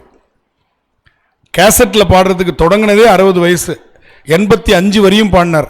அந்த 60ல் அவர் பாடின இதே கூற்றாயனவாரை நீங்கள் பாருங்கள், 80ல் பாடின கூற்றாயனவாரை பாருங்கள், அவ்வளோ வித்தியாசம் இருக்கும். 60ல் பார்த்தீங்கன்னா அப்படி கம்பீரமாக பாடியிருப்பார் கூற்றாயனவாரை. ஆனால் 80ல் பாடும் பொழுது, அந்த கூற்றாயனவார் பாடும் பொழுது அவரே திருநாவுக்கரசராக நமக்கு தோணும், அவரே திருநாவுக்கரசராக பார்க்குற மாதிரி இருக்கும். அதுதான் அந்த அனுபவம். பாட பாட பாட அந்த குழைவு நமக்கு வரும், பாட்டில் அந்த குழைவு வரும். குழைத்த பத்துன்னு பாடினார்ல, அதை நம்ம ஆளுங்க பார்த்தீங்கன்னா எக்ஸ்பிரஸ் வீட்டில் பாடுங்க, வந்தே பாரத் மாதிரி போயிட்டு இருக்கும் குழைத்த பத்து. ஏன்னா 25 தாண்டிடுச்சுல்ல, அன்னம்பாலிப்புக்கு நேரம் ஆயிடுச்சு, முடிச்சாகணும். மொதல் 25 வரையும் கூட்ஸ் மாதிரி போயிட்டுருக்கும் திருவாசகம் முற்றுவதல். மெதுவாக எடுத்து ரசித்து ரசித்து ரசித்து பெருமானே கொஞ்சம் வேகமாக போகலாமே அப்படின்னு கேட்குற மாதிரி இருக்கும். ஆனால் 25 முடிஞ்சுதுன்னா 26ல் கிளம்பும் பாருங்க வண்டி, 1 மணி நேரத்தில் அடுத்த 51க்கு வந்துடுவாங்க. என்ன அப்படின்னா அப்பளம் நமுத்துரும். நான் இது கிண்டலுக்கு சொல்ல நினைக்காதீங்க. முதல்ல அவ்வளவு ஸ்லோவாக பாடுறதும் தப்பு, பின்னாடி அவ்வளோ வேகமாக பாடுறதும் தப்பு. பின்னாடி போக போக தான் மெதுவாக பாடணும். அவ்வளவு அருமையாக இருக்கும் திருவாசகத்தில். நீங்கள் அந்த நான் இன்னொன்று சொல்லுவேன், திருவாசக பாடல் என்பது நெஞ்சு தமிழ், அது உருக்குற தமிழ். சில பகுதிகளை தவிர மற்ற பகுதிகளுக்கு எழுந்து ஆடுறது, பாடுறது, குதிக்கிறது அதெல்லாம் தவறு. அந்த பெண்கள் விளையாட்டு சொல்கிறது மட்டும் நம்ம பண்ணலாமே தவிர, ஆடி பாடி பாட வேண்டிய பாட்டு தேவாரம் தான். அதை கமுக்கமாக பாடிட்டு உட்காந்துருக்குறோம். ஆடிப்பாடி பாட வேண்டிய, பாருங்க மணி அடிக்குது, பிள்ளையார் ஏற்றுக்கிட்டார். ஆடிப்பாடி பண்ண வேண்டியது தேவாரம். ஏன்? ஆடிப்பாடி அண்ணாமலை கைதோட ஓடிப்போம் நமது உள்ள வினைகளேன்னார். அதனால திருவாசகத்தில் ஆடிப்பாடி பாடுறது இல்லை, எதனா அது ஆத்ம அனுபவம். அந்த நிலையை தாண்டிட்டோம் நம்ம. அந்த பெண்கள் விளையாட்டு பொற்சுன்னம் இடித்தல், திரு அம்மானை இப்படி வருதுல, பூவல்லி குய்தல், இதெல்லாம் நம்ம ஆடிப்பாடி பண்ணுறது தப்பு இல்லை. ஆனால் எல்லாத்துக்குமே நம்ம ஆளுங்க ஆடுறதுங்கிறதெல்லாம் கொஞ்சம் திருவாசகத்திற்குடைய பொருண்மைக்கு பொருந்தாதுங்கிறது என்னுடைய தாழ்மையான கருத்து. ஏன்னா அது பெருமான்கிட்ட கொண்டு போகிற சிவானுபவம் அது. அப்போ எல்லாம் அடங்கிடணும், ஆட்டம் எல்லாம் அடங்கி ரசிக்கணும் உள்முகமாக. அது ஞானத்தமிழ். இப்போ சரியை கிரியை யோகம்ல நம்ம பண்ணிட்டு இருக்கிறோம், அது ஞானத்துக்கு போகும் பொழுது எல்லாமே ஒடுங்கிடணும். அதுதான் அந்த குழைவு. அந்த குழைவு வந்துருச்சுன்னா பெருமான் நம்மளை அழைச்சிக்குவார். சரி, எனவே அடுத்தது நேரிசை கொல்லியில் ஒரு பாட்டு, பத்தனாய் பாடமாட்டேன். இப்போ பொதுவாக அப்பர் பெருமானுடைய கொல்லிப்பண் நேரிசை கொல்லி, விருத்த கொல்லின்னு 2 சொல்கிறாங்க. ஆனால் என்ன பிரச்சனை அப்படின்னா, அது நேரிசை விருத்தம் தான் இருக்கு, கொல்லின்னு இல்லை. எங்கேயுமே கொல்லி என்பது இல்லை, நேரிசைன்னு போட்டிருக்கோம், விருத்தம்னு போட்டிருக்கோம். அது பண்ணோட பெயர்னு தவறா போட்டிருக்காங்க. விருத்தம்னு ஒரு பண் கிடையாது, நேரிசைன்னு ஒரு பண் கிடையாது. அது ரெண்டுமே தமிழ் இலக்கண யாப்பினுடைய பெயர். வெண்பா, ஆசிரியப்பா அப்படின்லாம் சொல்றோம் இல்லையா, அதனுடைய துறைகள் இருக்கு பாருங்க. வெண்பால துறை, தாழிசை, விருத்தம். வெண் தாழிசை, வெண்துறை, வெளி விருத்தம். ஆசிரிய தாழிசை, ஆசிரிய துறை, ஆசிரிய விருத்தம். கலித்தாழிசை, கலித்துறை, கலி விருத்தம்.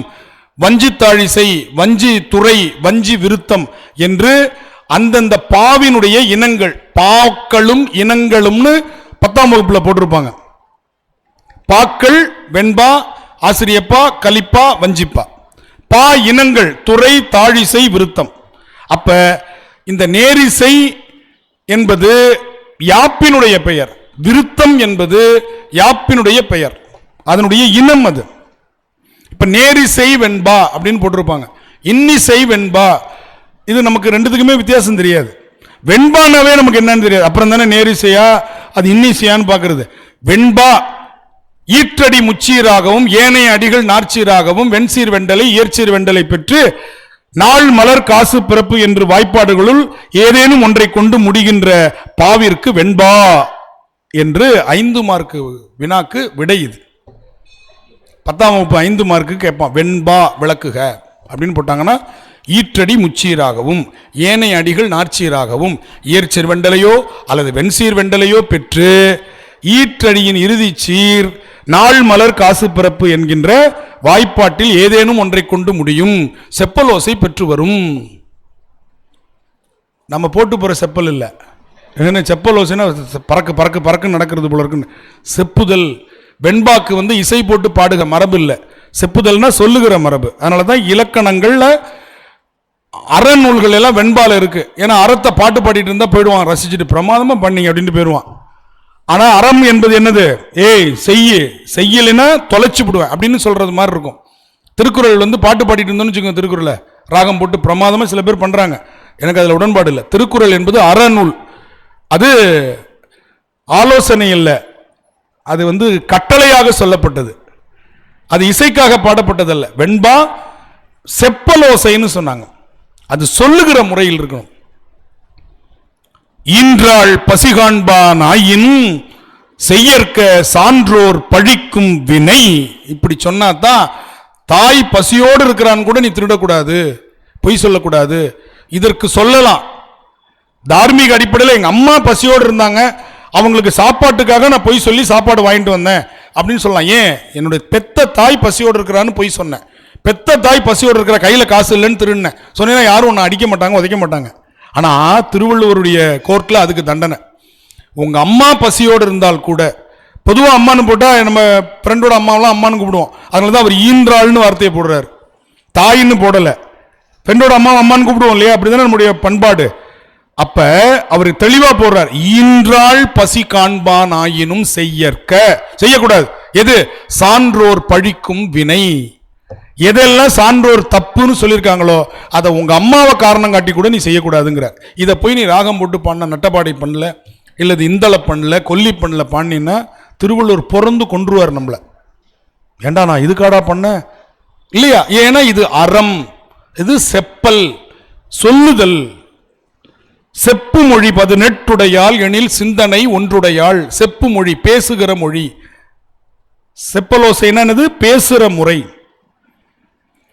புரியுதா? இதனால நமக்கு வந்து இந்த அடிப்படை தெரிஞ்சுக்கணும். அதனால விருத்தம் நேரிசை என்பது பண் பெயர் அல்ல, இலக்கண யாப்பினுடைய பெயர் அப்படின்னு புரிஞ்சுக்கணும்.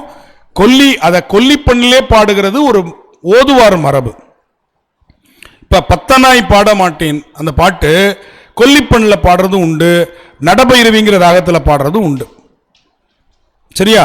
நம்ம கொல்லிப்பண்ணில் கற்றுக்குவோம், தெரிஞ்சுக்கிறது, அதாவது அடிப்படையில் எப்படி பாடினாங்கன்னு.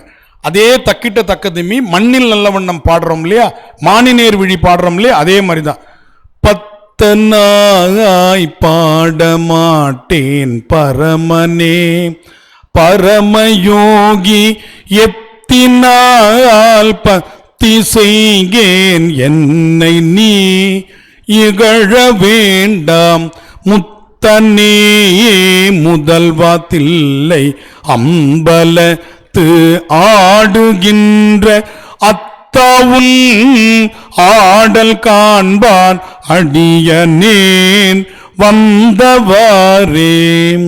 இப்படி பாடுறது நேரிசை கொல்லி என்று அதற்கு பேர். என்ன பேரு? நேரிசை கொல்லி. கொல்லிப்பண் நேரிசை என்கின்ற யாப்பு வடிவம். அப்பர் பெருமான் 10 பண் பாடியிருக்காருங்க. அது இல்லாம 4ஆம் திருமுறையில நேரிசை விருத்தம்னு பதிகங்கள் பாடியிருக்கார். 10 பண் அல்லாமல் நேரிசை விருத்தம் பாடியிருக்கார். அது இலக்கணம். தாண்டகம் என்பது போல, தாண்டகம் என்பது பண்ணோட பேர் இல்ல, தாண்டகம் என்பது அது ஒரு இலக்கண வகை. அத குறிஞ்சி பண்ணில் பாடுறது என்பது முறை. ஆனா தாண்டகத்துக்கு பண் சொல்லப்படவில்லை, பாரம்பரியமா குறிஞ்சில பாடுறாங்க. அதே போல குறுந்தொகை, திருக்குறுந்தொகை, ஏன்னா ஏற்கனவே நமக்கு சங்க இலக்கியத்தில் ஒரு குறுந்தொகை இருக்கு இல்லையா, அதனால அப்பர் பெருமான் பாடிய 5ஆம் திருமுறைய திருக்குறுந்தொகைன்னு வேறுபடுத்தி சொன்னாங்க. அதுவும் பண்ணுல பாடுற முறை இல்லை, இந்தளத்துல பாரம்பரியமா பாடப்படுது. இந்தள பண்ணுல அன்னம் பாலிக்கும் தில்லை சிற்றம்பலம் பொன்னம் பாலிக்கும் மேலும் இப்பூமிசை, இப்படி பாடுறது ஒரு முறை. ஆனா 100 பதிகத்தையும் இப்படி பாட முடியாது, அதனால அதுக்கு பண் இல்லை. அதனால் பல்வேறு ராகங்களில் அதை பாடக்கூடிய முறை என்பது பிற்காலத்தில் அதை ஏற்றுக்கொண்டார்கள். அதுமாதிரி தாண்டகமும் பல்வேறு ராகங்கள். ஒரு பாட்டு குறிஞ்சியில் பாடிட்டு மீதி பாடல்களை என்ன பண்ணாங்க, வெவ்வேறு ராகங்களில் பாடினார்கள். அதுபோல நேரிசை கொல்லி விருத்த கொல்லியும் அந்த கொல்லிப்பண்ணில் ஒரு பாட்டு மட்டும் நான் சொல்லி கொடுத்துட்டு மீதி நம்ம எப்படி இதை பாடலாம் அப்படிங்கிறத நம்ம பார்க்கலாம். சரியா? 8 மணிக்கு முடிஞ்சிருமா? சரியா? நேரத்தை பார்க்க வேண்டியதில்லை. அது கொஞ்சம் வேகமாக ஓடுற கடிகாரம். எனக்கு இங்கே ஒரு கடிகாரம் ஓடிட்டுருக்கு, அது சரியாக நிற்கும். ஏன்னா உங்களை விட அவசரமான வேலை எனக்கு இருக்கு. பத்தனாய் பாடமாட்டேன் பரமனே பரமயோகி,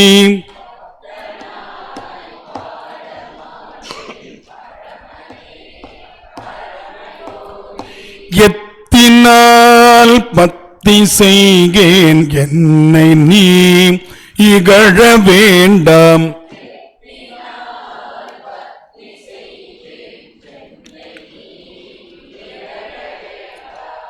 முத்தனே முதல்வா தில்லை அம்பலத்து ஆடுகின்ற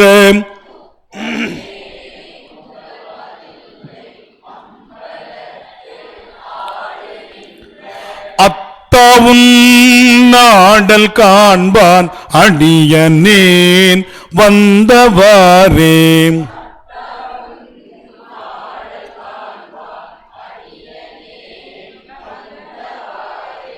ஈஸியா இருக்குல்ல, பாடலாமா? நீங்க ஒரு முறை, ஒரே முறை தான், 2 தடவை பாடினா பன்முறை, ஒரே தடவை பாடிட்டு வந்தா பாராயண முறை. இந்த பாட்டும் எளிமையான பாட்டு தான், பாடுங்க பார்ப்போம்.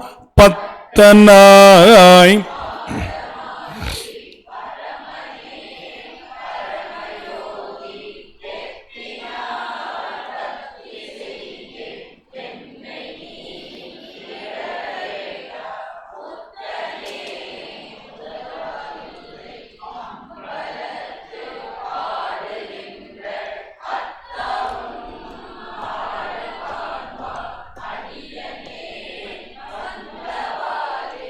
அற்புதமாக இருந்துச்சு, ரொம்ப நல்லா இருந்தது, அருமை அருமை, வாழ்க. இது மாதிரி பயிற்சி பண்ணிடுங்க. இப்போ நமக்கு வர்றதை வச்சுட்டு நம்ம முடிவு பண்ணக்கூடாது, தொடர்ந்து பயிற்சி பண்ணிங்கன்னா தான் இது நமக்கு நிலையாக இருக்கும். சரி, அடுத்தது விருத்த கொல்லி. இந்த விருத்த கொல்லி நம்ம கொல்லியிலே நிறையா பார்த்துட்டதுனால இது எப்படி நாம் இப்போ பாடுறது அப்படின்னு பார்த்தீங்கன்னா, இப்போ கருநட்ட கண்டனை இருக்குது, அது 5 சொற்களாக அமர்த்துறார்.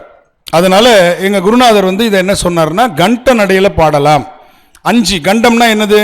5 இல்லையா? தக்க தக்கிட்ட என்ற நடையை வச்சுக்கிட்டு, பொதுவாக நாவுக்கரசருடைய தேவாரத்தில் 4 சொற்கள் அல்லது 8 சொற்கள் வரும். தாண்டகம் போனீங்கன்னா 8 சொற்கள். வேற்றாகி விண்ணாகி நின்றாய் போற்றி, மீளாமே ஆளென்னை கொண்டாய் போற்றி, இதுதான் ஒரு வரி. எத்தனை சொல்லு? மேல 4 அடுத்த 4, 8 சொற்கள். அல்லது அன்னம் பாலிக்கும் தில்லை சிற்றம்பலம், எத்தனை? 4. சொற்றுணை வேதியன் சோதி வானவன், 4. 1 4 அல்லது 8. ஆனால் கருநட்ட கண்டனை மட்டும் 5 இருக்கு. அப்ப 5 வரும் பொழுது அதை எப்படி பாடுறதுன்னா, சதுசர நடையில பாடினா நிக்காது.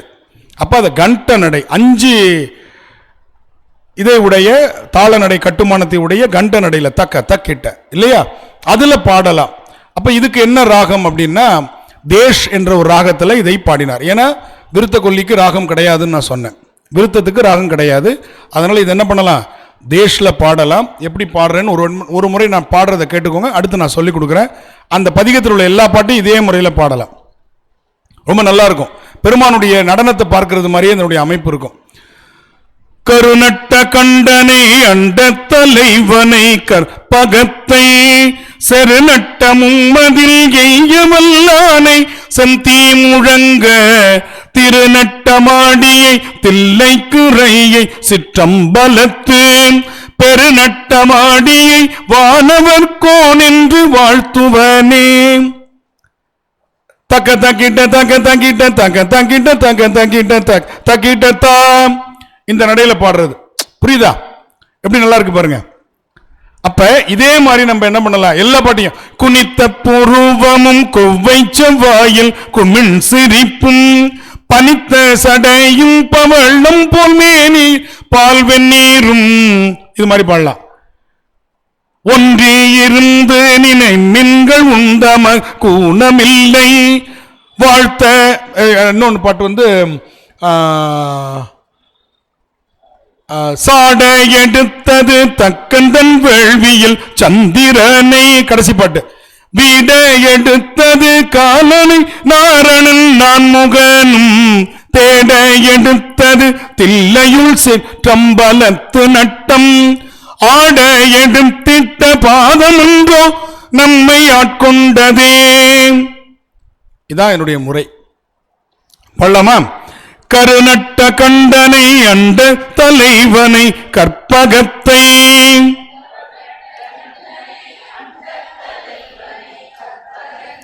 நல்ல கம்பீரமா நிமிர்ந்து உட்கார்ந்து இந்த பாட்டுக்குரிய அந்த கம்பீரத்தை கொடுக்கணும். இது கொல்லிப்பண் இல்ல. கொல்லிப்பண் பாடும்போது வேகமா பாடுனீங்க, இப்ப ஸ்லோ பண்றீங்க. கருநட்ட கண்டனை அண்ட தலைவனை கற்பகத்தை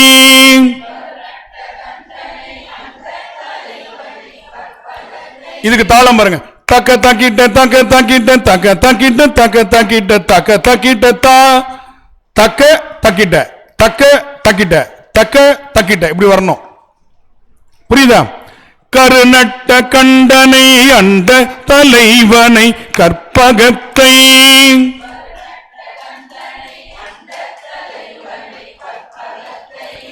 செருநட்ட மும்மதில் எய்ய வல்லானை செந்தி முழங்க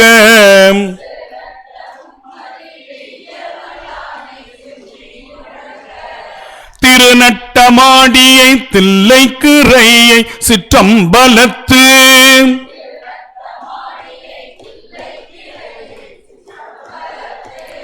பெருநட்ட மாடியை வானவர் கோன் என்று வாழ்த்துவனே.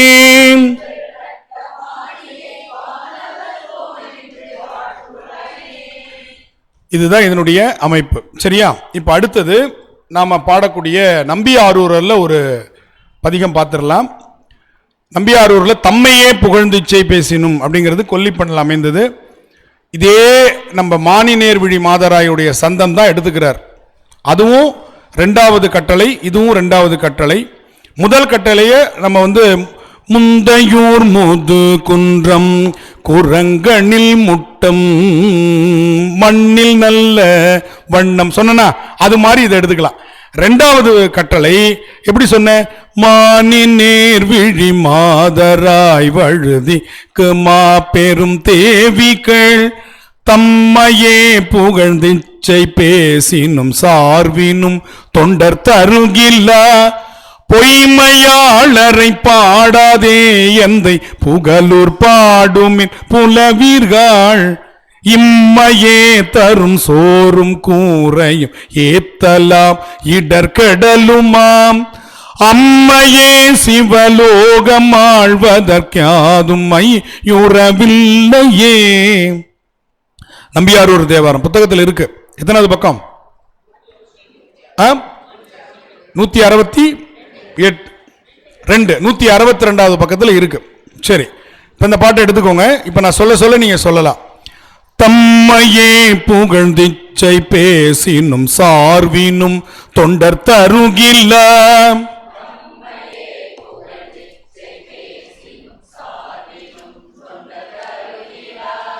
பொய்மையாளரை பாடாதே எந்தை புகழூர் பாடுமின் புலவீர்கள்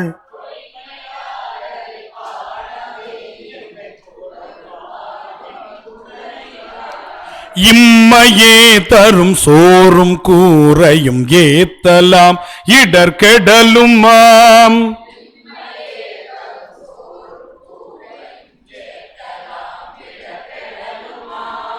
அம்மையே சிவலோகம் ஆழ்வதற்காதும் மையுறவில்லையே.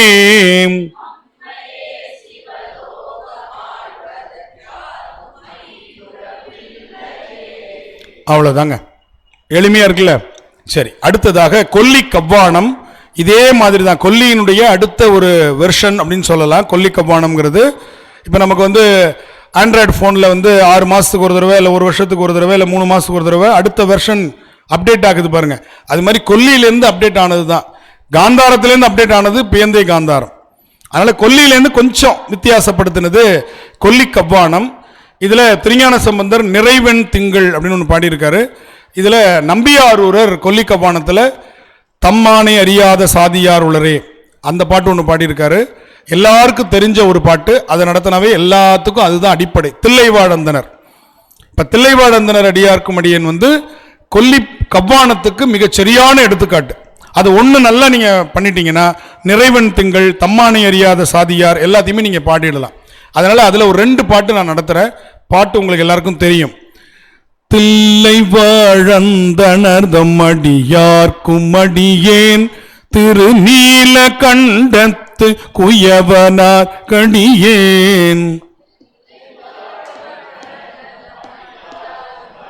கண்ட நடை தக்க தக்கிட்ட. தில்லை வாழந்தனர்தம் அடியார்க்கும் அடியேன் திருநீல கண்டத்து குயவனார் கடியேன்.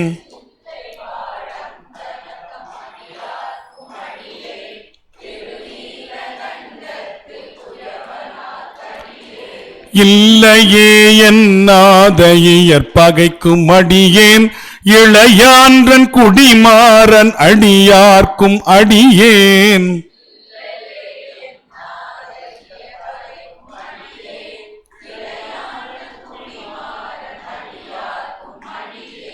வெல்லுமாமிக வல்லமை பொருளுக்கடியேன் விரிபொழில் சூழ் குன்றையார் விரண்மிண்டற்கடியேன்.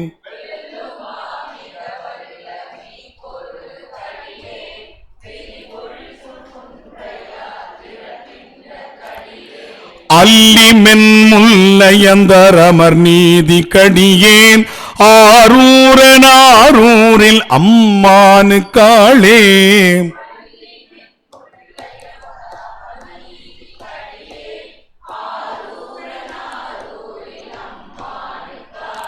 திருவாரூர்ல இருக்கிறவங்களுக்கு கூட இந்த பேர் கிடைக்காது. சுவாமி அஜபா நடனமாக வெளியில வர நேரத்தில் திருவாரூர் பாட்டு சரியா பாடுறோம்.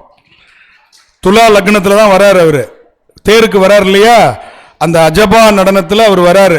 நம்ம இங்க பாடுறோம், அவர் அங்க வந்துட்டு இருக்கார். பார்த்தீங்களா எவ்வளவு பெரிய பெருமை. எத்தனை பேருக்கு தேருக்கு போக முடியுது? போக முடியல. ஆனால் நாம தான் சுவாமியை தூக்கி தேர்ல வைக்கிறோம். மானசீகமா தேர்ல நாம தான் வைக்கிறோம். பத்தராய் பணிவார்கள் எல்லாருக்கும் அடியேன் பரமனையே பாடுவார் அடியார்க்கும் அடியேன்.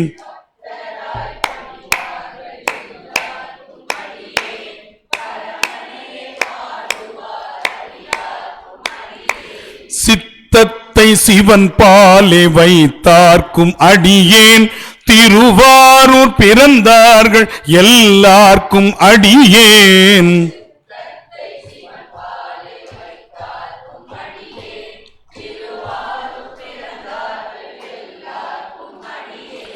முப்போதும் திருமேனி தீண்டுவார்க்கடியேன் முழு நீர் பூசிய முனிவர்க்கும் அடியேன்.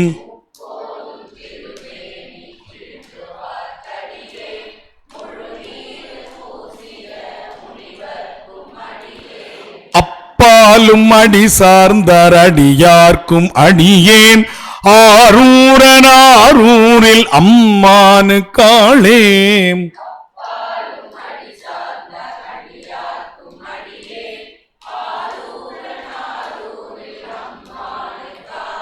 கடைசி பாட்டு. மன்னிய சீர்மறை நாவன் நின்ற ஊர் பூசல் வரிவளையால் மாணிக்கும் நேசனுக்கும் அடியேன்.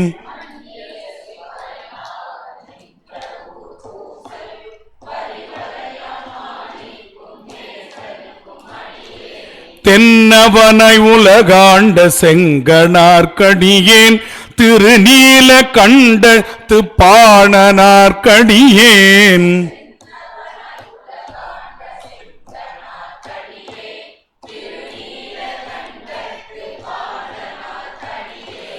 என்னவனமரனடியை அடைந்திட்ட சடையன் இசைஞானி காதலன் திருநாவலூர் கோன்.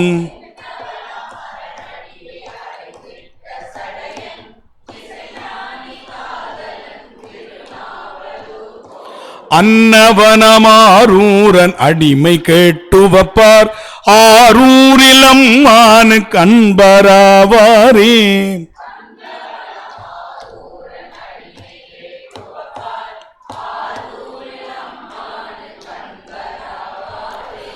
ஆரூரில் அம்மானு கண்பராவாரே.